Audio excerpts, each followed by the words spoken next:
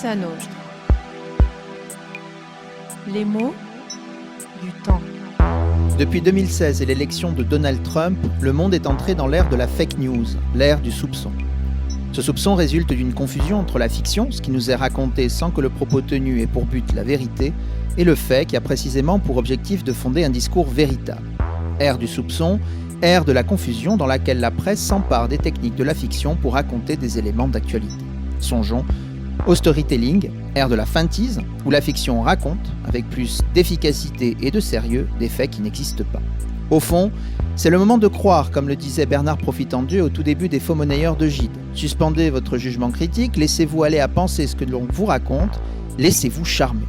C'est pourquoi, dans cette lutte contre la passivité, l'ère de la confusion, celui du brouillage entre faits et fiction, implique la nécessité d'établir une frontière. Frontière entre le récit fictif de l'écrivain, du réalisateur, du dramaturge, et le récit factuel du journaliste ou du chercheur. La frontière restitue des armes d'analyse intellectuelle contre la propagande ou la désinformation.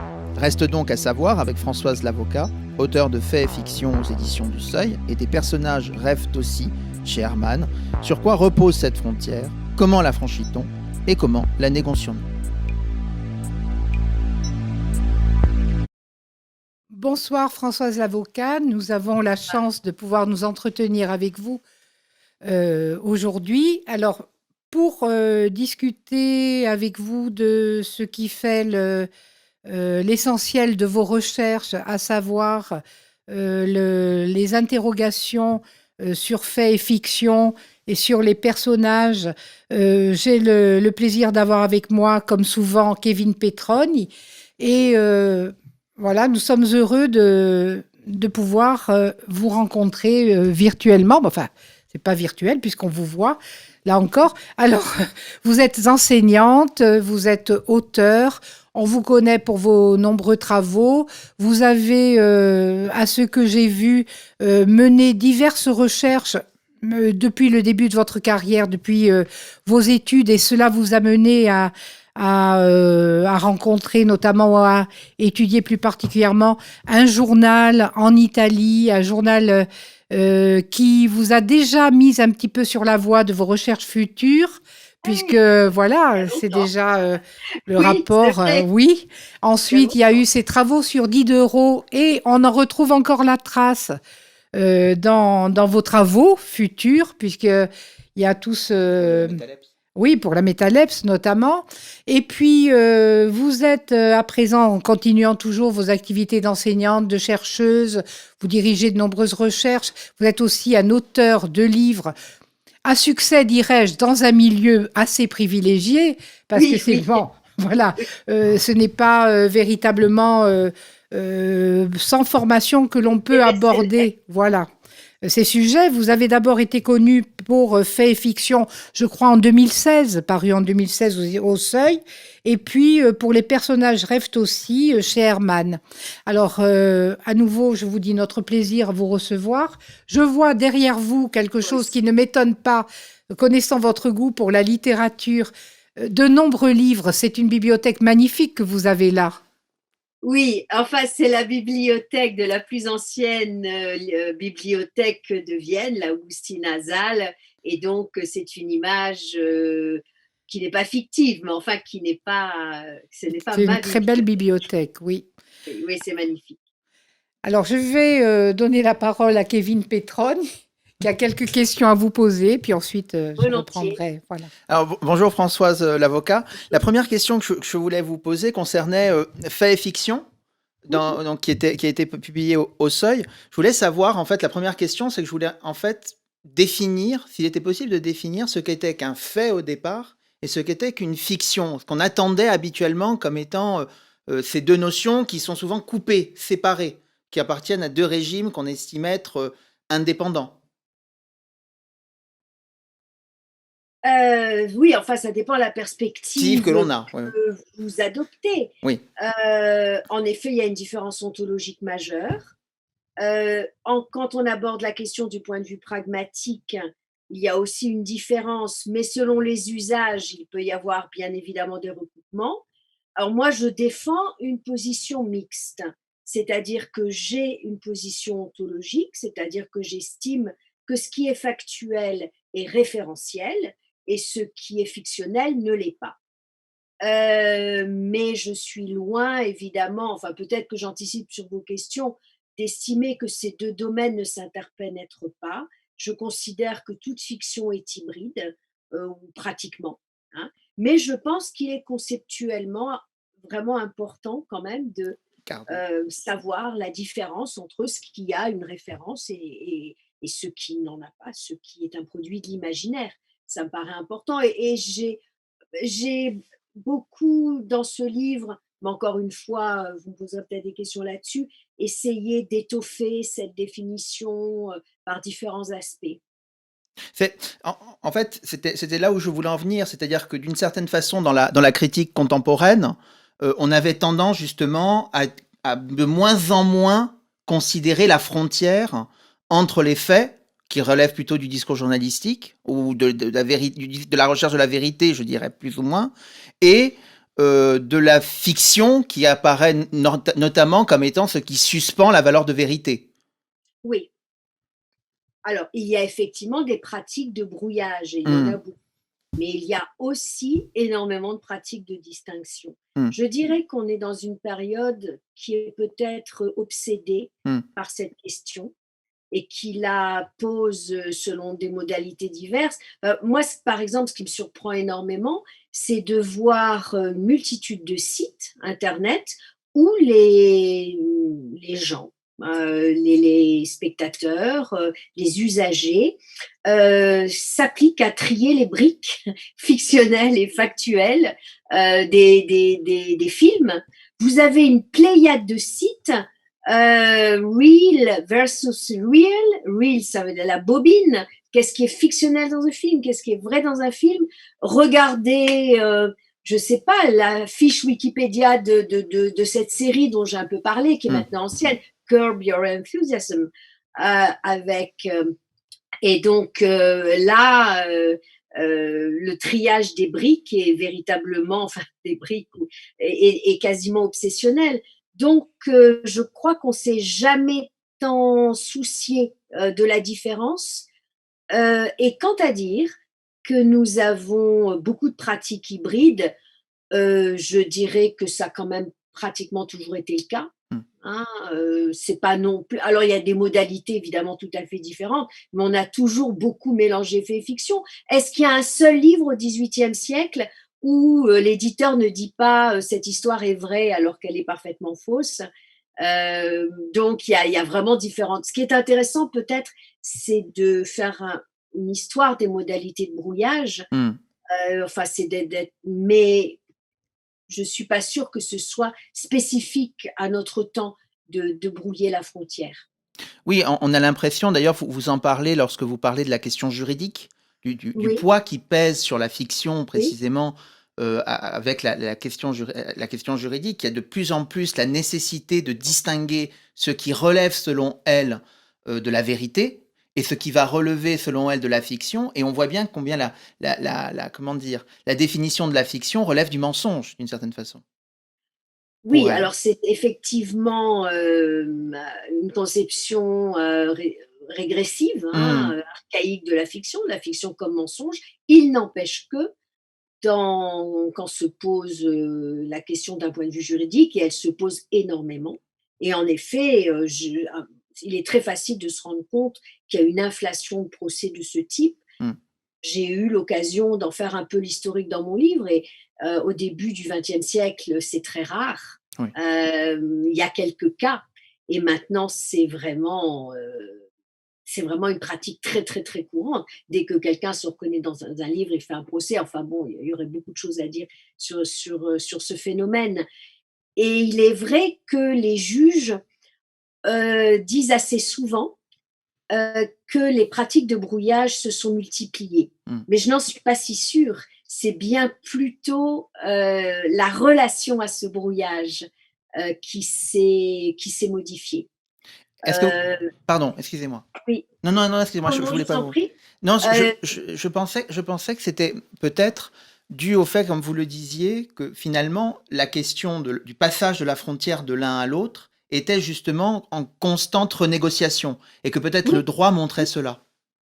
oui, tout à fait. Tout à fait. J'ai donné l'exemple japonais qui est assez criant, puisque au début du siècle, il y a du XXe siècle en tout cas, il y a une pratique de roman du jeu, du roman du mois, qui a été beaucoup rapprochée de l'autofiction. Il n'y a jamais eu le moindre procès, pour bien des raisons.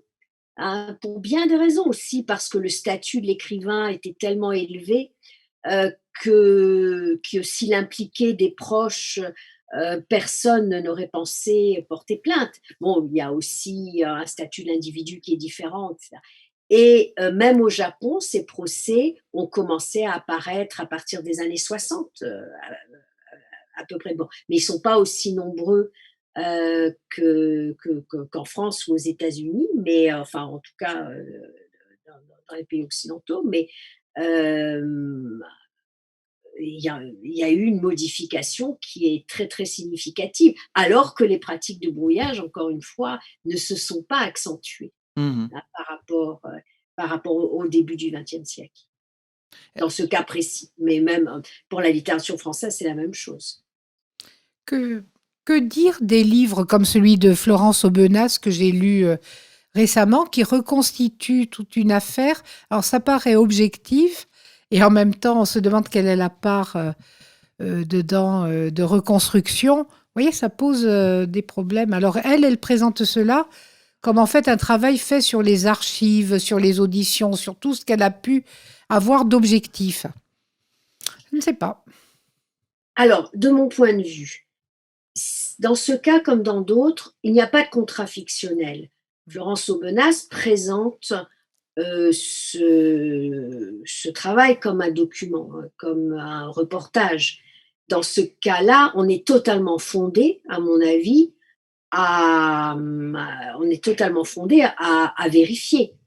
Et si il y a un écart avec la vérité, à le lui Oui, on peut le reprocher. voir. Oui, oui. Ou alors à considérer que c'est anodin, parce qu'il y a aussi d'inévitables effets de condensation, de synthèse, d'exemplification. Donc, bon, je ne sais pas, je n'ai pas étudié ce cas en particulier, mais là, la question de la fiction, à mon avis, intervient assez peu, parce que c'est pas du tout ce qu'elle a voulu faire, Oui. je crois. Ça se lit comme une fiction, et tout en sachant que ça n'en est pas une. Oui, c'est le style qui est Parce fictionnel, qui qu'on est entre dans la fictionnel, tête des essentiellement, personnages, il y a quand même beaucoup de choses qui sont données.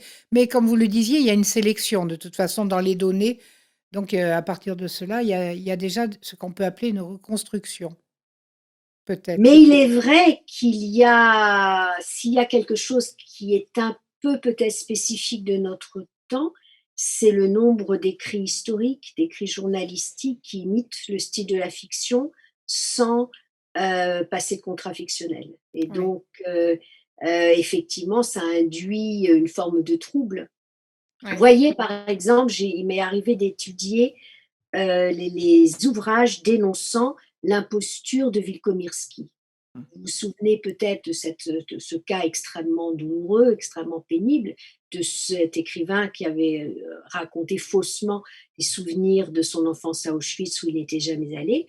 Et donc, il y a eu des journalistes ou des essayistes qui l'ont dénoncé, qui ont écrit des livres là-dessus. Et le livre le plus important qui a été écrit est écrit sous forme de fiction.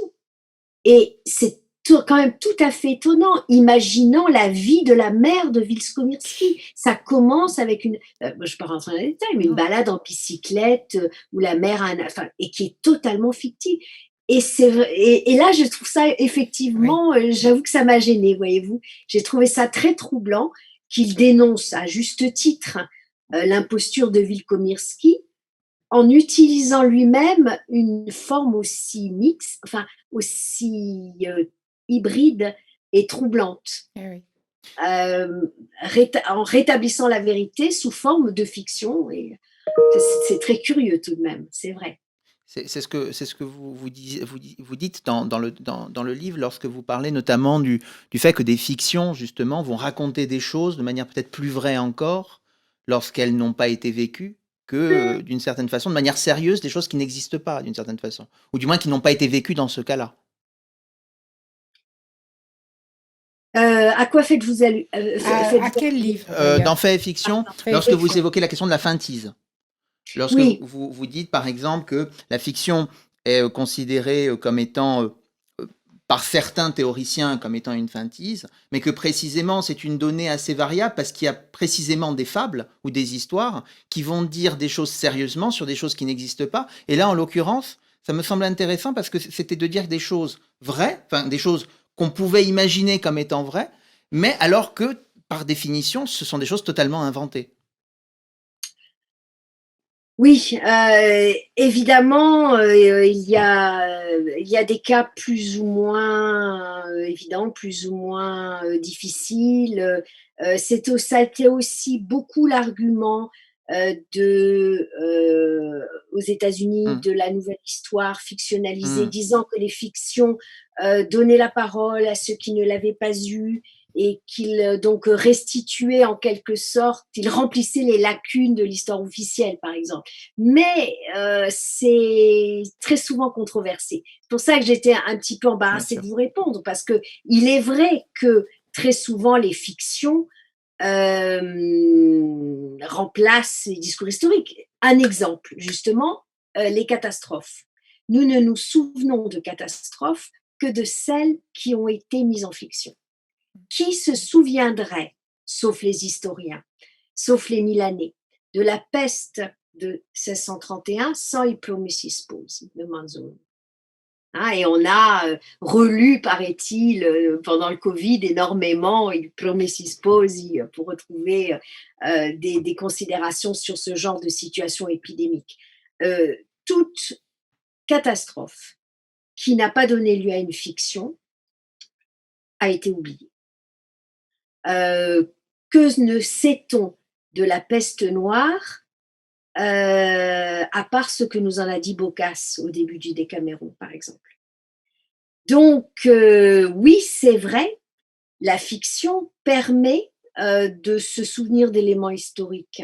La fiction permet d'établir, de préserver la mémoire, très souvent. Mais il y a aussi beaucoup de cas qui se prêtent à la controverse. Hum, Je ne suis pas sûre, moi, par exemple, de la légitimité. J'ai été assez heurtée par la démarche de Yannick Enel. Maintenant, c'est une polémique un peu vieille, hein, on a déjà oublié ça, hein, mais le Jan Karski. Karski, le fait de prêter à Karski des pensées qu'il n'a jamais eues, des opinions qu'il n'a jamais eues. Enel a voulu décrire effectivement un événement historique autrement par la fiction, en juxtaposant la fiction et l'histoire, et le résultat a fait polémique, à mon avis, à juste titre. Donc, il y a une interminable compétition entre la fiction et l'histoire. Encore une fois, c'est pas nouveau. On en débat depuis le XVIe siècle. Et on en débat encore, et parfois, effectivement, la fiction est généralement plus efficace pour transmettre les événements historiques que l'histoire. Parfois, les produits fictionnels et qui remplacent des écrits historiques ou factuels sont problématiques. Je ne sais pas si j'ai répondu à votre Oui, oui, question. bien sûr, bien sûr. Ça me faisait penser, en fait, dans ce brouillage, dans cette question des brouillages et de cette difficulté précisément à, à voir, en fait, c'est une question éthique, au fond, entre le récit, entre ce que peut nous apporter la fiction et ce que nous apporte le régime factuel, qui a d'autres buts, d'autres visées que les visées de la fiction. Dans ce brouillage que vous évoquez aussi, notamment sur la question du storytelling et de la presse, où on va chercher, en fait, des éléments fictifs pour raconter des faits d'actualité. Par exemple, c'est le cas de la communication politique qu'il fait souvent, mais c'est de plus en plus le cas aussi dans le documentaire, me Oui, semble-t-il. oui, oui. Et on voit bien cette difficulté éthique. Est-ce qu'il y a justement, pour vous, des critères pour des gens, par exemple, qui vont regarder ces documentaires ou être confrontés au storytelling, des critères pour reconnaître des faits fictionnels, c'est-à-dire des choses qui vont jouer plutôt sur l'imaginaire que sur la recherche de la vérité, à proprement parler. Toucher quelqu'un plutôt par les émotions que véritablement vouloir l'informer, en quelque sorte. Bah, c'est vraiment très difficile. Il m'est arrivé d'étudier ça d'assez près à propos des documentaires sur le procès de Nuremberg. Oui. Et je ne sais pas dans fait fiction, c'est des choses que j'ai faites après. Oui. Et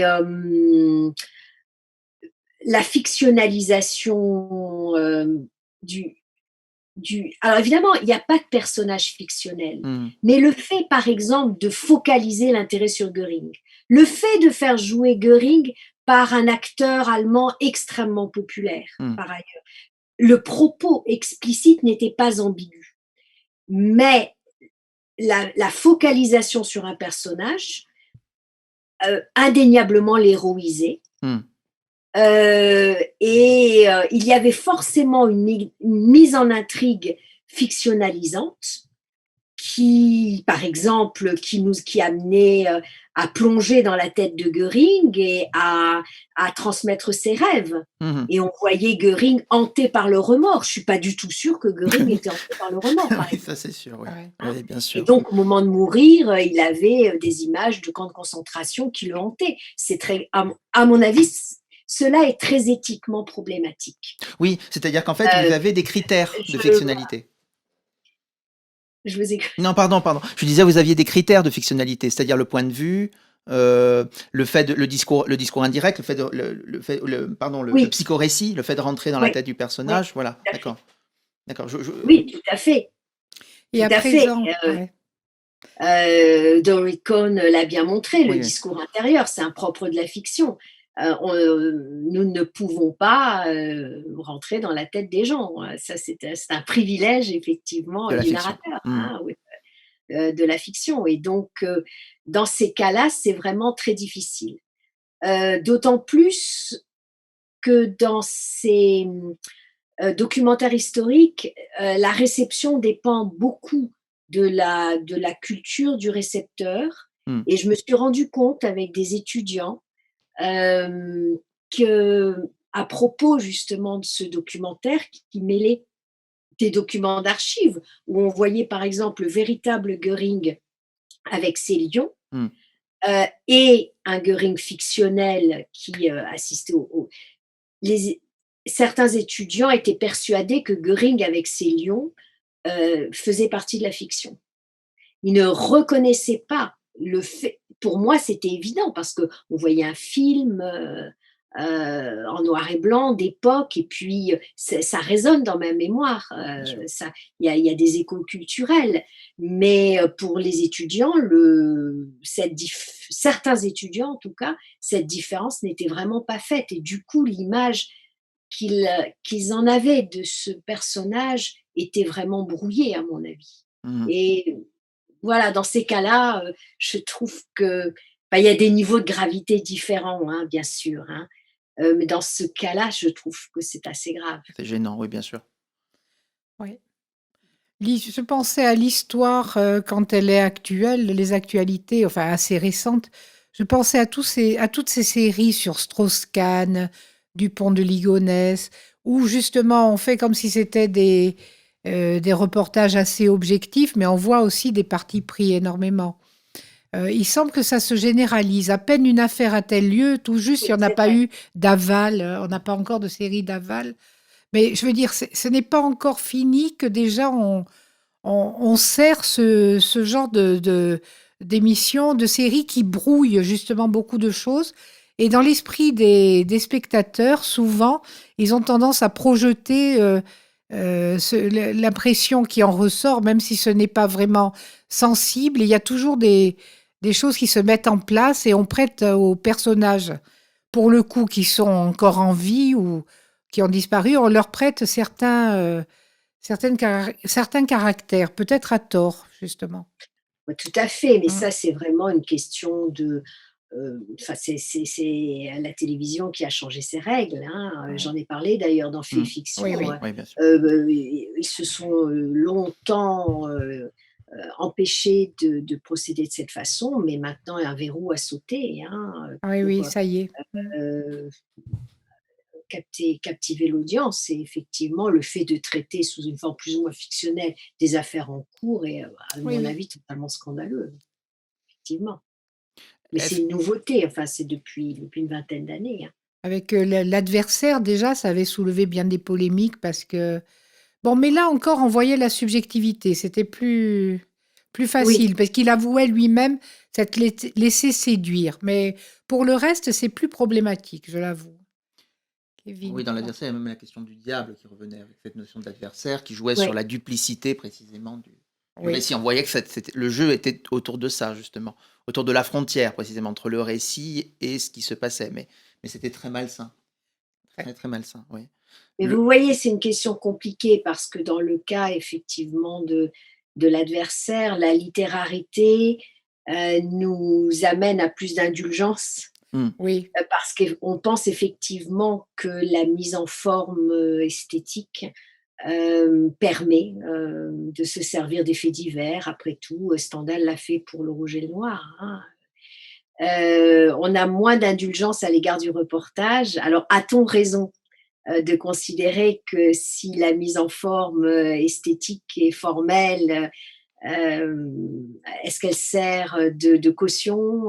On a l'impression qu'on s'éloigne peut-être plus de la réalité quand un projet esthétique oui, oui, oui. est accompli, malgré tout. Oui. En tout cas, c'est plutôt comme ça qu'on a l'habitude Oui. d'appréhender ce genre de choses. Kevin. Vous évoquiez aussi l'importance, c'est pour moi une manière de joindre avec votre dernier livre, Les personnages rêvent aussi, cette question de l'artefact culturel. Je vous explique pourquoi.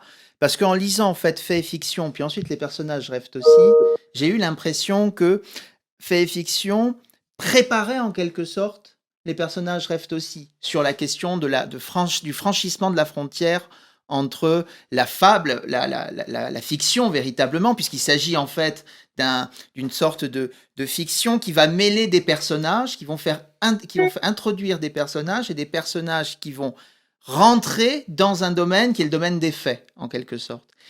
Et tout ça relève d'un point qui est l'artefact culturel, c'est-à-dire votre propre artefact, en quelque sorte, vos propres images, les personnages qui vous ont intéressé, les personnages qui vous ont nourri, et les fictions qui vous ont elles-mêmes nourri, et comment dire, qui apportent en quelque sorte une part de vérité.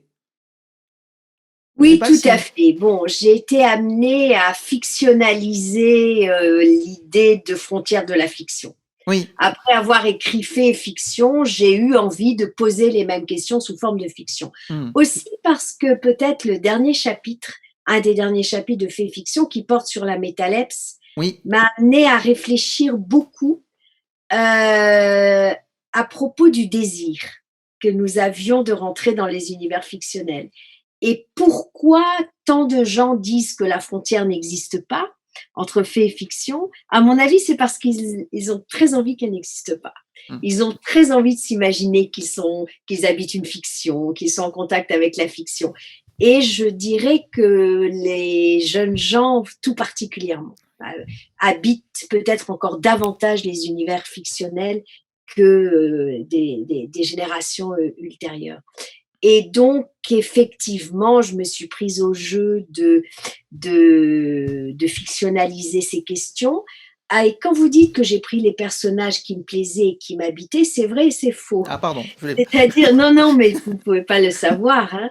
J'ai pris des personnages que j'aimais, mais j'ai demandé autour de moi au plus de monde possible quels étaient les personnages qu'ils connaissaient, qu'ils aimaient, et je les ai intégrés. Bon, il est vrai que les personnages principaux sont des personnages que j'aime bien, mais j'ai essayé, mais c'était un peu naïf de ma part. Je voulais donner une espèce de panorama, disons, des personnages les plus aimés par les gens. Oui, mais les gens, qui sont les gens? D'accord. Voilà, ce n'est jamais des personnages que tout le monde connaît. Et en effet, il y a 330 personnages cités, je crois, dans ce petit livre. et il est totalement impossible qu'il y ait quelqu'un qui connaisse tous ces personnages. Mais enfin, pour ne pas trop effrayer les lecteurs, il y a un index copieux à la fin du livre, et je pense qu'on peut lire le livre sans connaître les personnages, ou sans connaître tous les personnages. Ah oui, complètement, c'est écrit comme une fable, c'est très didactique, c'est-à-dire on y rentre véritablement, vraiment comme dans une fable. Et en plus de cela, ce qui est très intéressant, c'est que vous parliez de la métalepse. Moi, vous citez un film qui, justement, joue beaucoup dans ce que vous disiez, à savoir que les jeunes rentrent, je pense, plus dans ce Oui. brouillage par le jeu vidéo, etc. Mais il est vrai aussi que La Rose pourpre du Caire est un exemple absolument incroyable, c'est-à-dire que Ah oui, le personnage veut vraiment rentrer dans le monde qu'elle est en train de regarder pour s'extirper de sa condition qui est terrible. Donc il y a vraiment absolument, oui, oui. il y a- Oui, oui, oui, oui, oui, oui, oui. J'ai utilisé ce personnage de Cécilia, mais je ne suis pas sûre que ce soit un personnage qui soit si connu que ça. Vous et moi, visiblement, nous connaissons très bien la Rose pourpre du Caire, mais est-ce si partagé? Je n'en suis pas sûre. Autant, effectivement, Don Quichotte ou Sherlock Holmes, voire Pickwick appartiennent à la mémoire culturelle, autant la Rose pourpre du Caire, je crains est déjà un peu oublié. Mais bon, pour ceux qui, en tout cas, les lecteurs du livre m'ont dit, pour certains, avoir du coup vu le film ou revu le film, ce qui m'a fait plaisir, parce que c'est un film qui mérite quand même, à mon avis, de rester un peu dans la mémoire, quoi. C'est un film vraiment tellement bien fait, tellement intéressant, tellement juste. Et précurseur, me semble-t-il, aussi d'autre chose, c'est de ce geste qui est de couper le quatrième mur, de rompre avec le quatrième Oui, mur, qui est très présent aujourd'hui. Quasiment toutes les séries Netflix, House of Cards, je ne sais pas, enfin, beaucoup de séries Netflix rompent avec le quatrième mur, avec la caméra, l'écran, pour introduire en quelque sorte le spectateur dans le champ, justement. ben, oui, la métalepse est devenue tellement fréquente que je me demande si on peut encore parler de métalepse. Oui, Ouais. c'est En tout cas, la métalepse C'est vrai. est censée produire un effet de surprise et d'étrangeté, hein, comme le voulait Jeunette. l'incongruité. On en a une telle abondance que peut-être l'effet se perd ou se dissout, en tout cas. En tout cas, s'amoindrit, sans aucun doute. C'est devenu vraiment un topos. Est-ce que la surprise n'a pas été remplacée d'une certaine façon par un enjeu éthique? Je m'explique. Par exemple, je prends une série comme Westworld. Dans Ouais. Westworld, on a un monde qui est un monde fictif, donc le monde du western, dans lequel le monde réel envoie des gens dans un monde fictif. Et dans ce monde fictif, ils peuvent faire tout ce qu'ils veulent. Le problème, c'est qu'au fur et à mesure du temps, les personnages enregistrent les données, enfin enregistrent la violence et la souffrance qui leur est infligée, et ils commencent à développer, ils ne s'en rendent pas compte, mais une conscience. Et c'est très gênant quand on est dans cette situation-là, parce qu'il y a une sorte comment dire, de mise en abîme qui nous place, nous, en tant que spectateurs, dans la situation de celui qui entre dans le monde fictionnel, et qui nous interroge précisément sur ce que l'on est en train de vivre. C'est-à-dire qu'il n'y a plus le sentiment d'incongruité, puisque Vous avez raison. Ouais. c'est ça, on est Vous plutôt... avez raison. Ouais. La métalepse a très souvent des enjeux éthiques, Oui. et je pense que, et puis entraîne une réflexion sur la fiction. C'est le cas que Oui. vous êtes en train de décrire tout à fait bien. Et je pense qu'en effet, c'est un peu lié à ce que nous disions précédemment. Mmh. Nous sommes dans une époque obsédée par la question de la frontière, à différents égards. Et ces métalepses en sont un symptôme, en effet. C'est une façon de réfléchir à la fiction, de réfléchir à ses effets, à réfléchir à ses enjeux, à sa réception, à ses usages. Je suis tout à fait d'accord avec vous. Non, je me disais que Françoise, vous devez suivre de nombreuses séries. Détrompez-vous. Non? Non, je ne suis pas de nombreuses séries. Je me tiens au courant, mais je suis engagée dans d'autres projets. Je suis engagée dans un projet dont j'espère vous parler peut-être une autre fois, mais de démographie des personnages, où je compte les personnages des romans français et anglais de la première partie du 19e siècle et j'essaye de faire une histoire littéraire. Enfin, mon grand projet, c'est de faire une histoire littéraire à partir des populations fictionnelles. Et donc, je vous avoue que, au risque de vous décevoir, ce que je suis en train de lire en ce moment, c'est Delphine de Germaine de Staël. Ah oui. Et donc, je ne suis pas en train de regarder une série. Ah non, mais voilà. Je Mais pensais. enfin, le phénomène m'intéresse et j'en ai Oui. vu. Mais, en tout cas, j'essaye j'essaye de voir ce qui était le plus important. Vous allez avoir du travail à recenser les personnages comme vous le faites, parce qu'il y en avait, souvent on parle de recenser les œuvres imaginaires dans les œuvres. Je ne Oui, sais pas si vous êtes au courant, je connaissais quelques fous, enfin passionnés, pas fous, mais fous de passion, qui justement s'étaient amusés à le faire pour la lettre A. Ça leur avait pris une partie de leur existence. Donc j'imagine ce que ça doit constituer. Vous partez de quel siècle? Du XVIe siècle ou plus tard? Pardon, je j'ai ne ferai oublié. ça qu'avec une grosse équipe. Moi, Ah. je ne fais que la première moitié du 19e siècle. Voilà. Eh bien, Je- c'est c'est un beau déjà projet, c'est magnifique, hein. Ouais. C'est, oui, c'est Oui, très- c'est- bon, c'est en effet, ça c'est fera une partie immense. de la vie. Oui, oui. Non, mais on va, ça, volontiers, on vous en reparlera. Ouais, bon. Oui, ce serait fini, ça pourrait être abouti quand, ce grand projet? J'espère cette année, oui. Ah, ben c'est déjà Ça bien fait 5 avancé ans alors. quand même que je fais ça. Écoutez, Françoise, on vous recevra à nouveau, peut-être en présence, puisque Espérons. si vous venez en Corse, et voilà, il faut espérer que tout s'arrangera, et très volontiers. Et puis ça, c'est un projet qui m'intéresse tout particulièrement. Vous voyez? Merci, Merci. Françoise. Merci. On rappelle les Kevin. 2 livres. Merci, Oui, pardon. on peut les montrer Donc, d'ailleurs. Faits et fiction, paru au Seuil, et Les personnages rêvent aussi, publié chez Hermann. Voilà. Je vous signale que une traduction italienne vient de paraître. de Ah, ce livre. bah, merci beaucoup. Ouais, Très bien. Si certains de vos auditeurs préfèrent le lire en italien, chez quel éditeur? Del Vecchio. Ah, Delvecq. Je le mettrai aussi dans la bibliographie quand elle sera publiée. Mais merci beaucoup. Merci. Merci, Françoise. Bientôt.